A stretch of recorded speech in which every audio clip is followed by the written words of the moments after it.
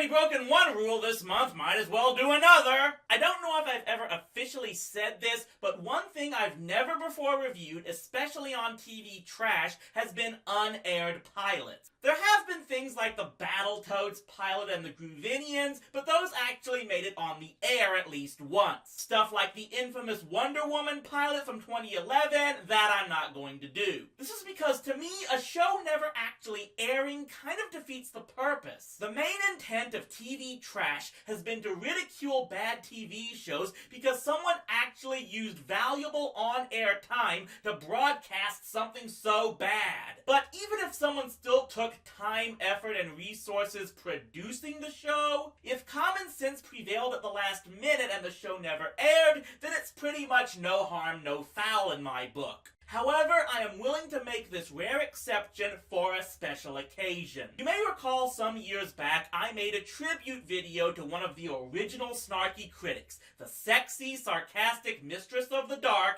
Elvira. Though I don't encourage you to watch that video unless you want to be shown that my production values were once even worse than they already are. With Cassandra Peterson announcing she is at long last hanging up the beehive, saying this year's hosting duties at Knott's Berry Farm's annual Halloween theme will be her final performance as Elvira, it seems like time to pay one more tribute by looking at the one production of hers that didn't get on the air. With the success of Movie Macabre and Movie Madness in the 80s, and her more recent theatrical movie at the time, CBS approached her about having a possible primetime sitcom, and a pilot was produced in 1993, with Peterson herself being among the writers. And to be honest, this doesn't seem like a bad idea in hindsight, since Elvira's gimmick was always based in comedy anyway, even as she hosted horror films.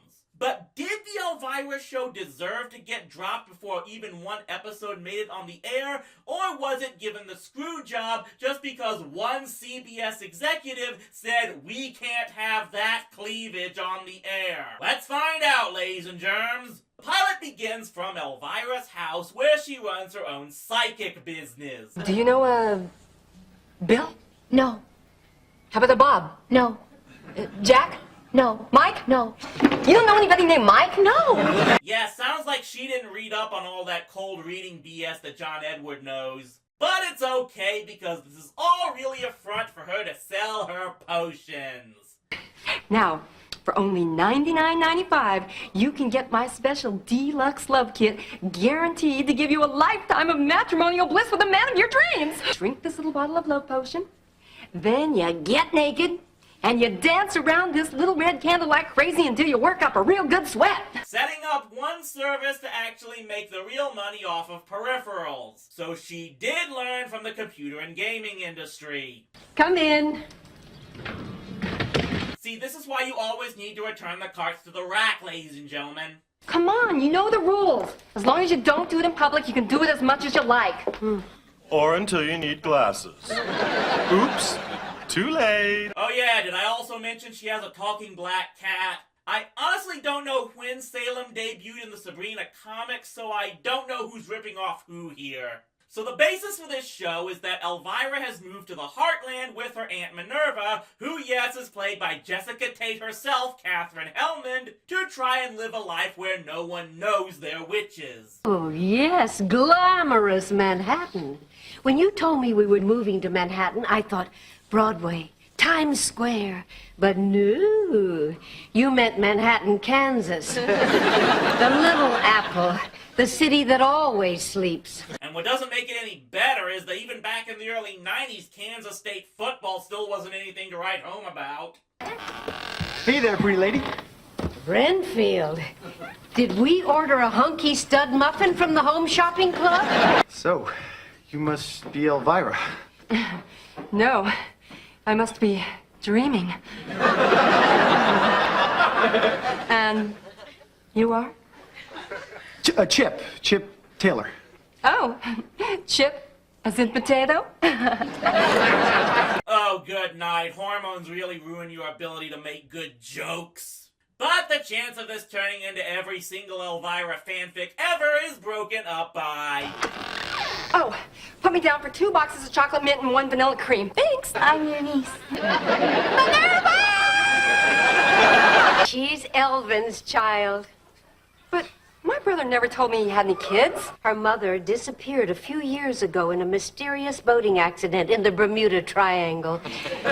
Poor dear Paige. She was raised by nuns on a remote island off the coast of Maine. It was the basis for the last show the creator pitched. The network thought it was too unbelievable. So now we're pitching the idea of a busty movie snark living in a Bewitched knockoff. You can be June Cleaver and Minerva can be Ward and I'll be the beaver. So yeah, it looks like Paige here is part of that whole it skips a generation trope and is all pure and unspoiled, about to live with a couple of occult practitioners. I predict no hijinks whatsoever can come from this. Listen, Paige, why don't you just run on upstairs and take a nice, long, hot bath? All right. If she floats, she's a witch. If she drowns, our troubles are over.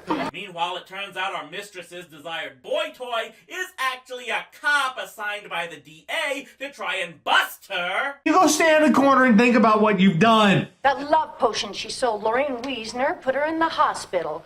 What if she drugs you and takes advantage of you? Jeez, this show has more horny women than Sex in the City. I've got a date with Chip tonight, and I plan on getting rug burns on every square inch of my body. Yeah, wait until he finds out the date first involves sitting on the couch watching Plan 9 from outer space. Why would a handsome stud like you need a love potion? Well, sometimes I have, a problem. You could have said it was for your sister or a friend who's too embarrassed, dude. Yeah, I think there's a reason you're a cop in a podunk town. I don't know how big his problem is. I know. I'll just add a little extra starch. Give me that. Oh my Godzilla! He's a policeman! What am I gonna do with a big stiff cop? Look at this. It's Chip. My love potion turned him stiff as a board. Well, wasn't that the whole point? And this whole thing has turned into a D-Generation X sketch. And this is where Paige finds out that her aunts are really witches. Well, so much for that recurring comedy element in the series. Well, break out the champagne and little frisky. That's enough out of you, you nasty old cat. Only a witch can hear animals' thoughts. Fire away with any jokes you have regarding my own show. What's wrong with being different? Look where it's gotten me. Trust me, making a living insulting bad media is gonna really take off in another 15 years or so. Then the cops show up, and this is when suddenly Paige just taps into her hidden powers all at once. There's a Freudian metaphor in this, I just know it. On Elvira! Kiss him!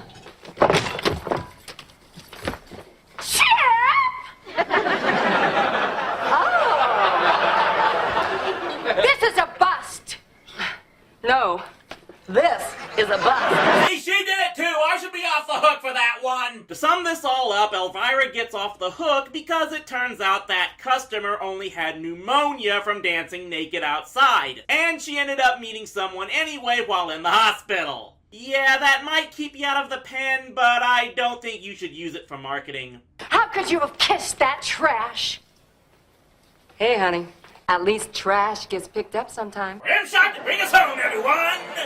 So yeah, this thing was stupid. But it's the kind of stupid I could see working in the 80s or early 90s. It does kind of have the charm of Bewitched or Alf, but with a lot of really corny innuendo jokes thrown in that, well, Elvira was known for on late night. Which is probably why the show never got picked up. Along with, the other 2 reasons. To be honest, I'm kind of sad this thing didn't get picked up because it could have had potential. Elvira's comedy is kind of underrated in my view. And it would have been interesting to see if she could have built on something with a few episodes with these characters and where they were going to go. Instead, we're only left with this lost, slightly tarnished gem to add to the legend of the Mistress of the Dark. Happy trails, Elvira. You truly were a bounteous lassie who helped make snarky reviewers bust out all over. Stay in the corner.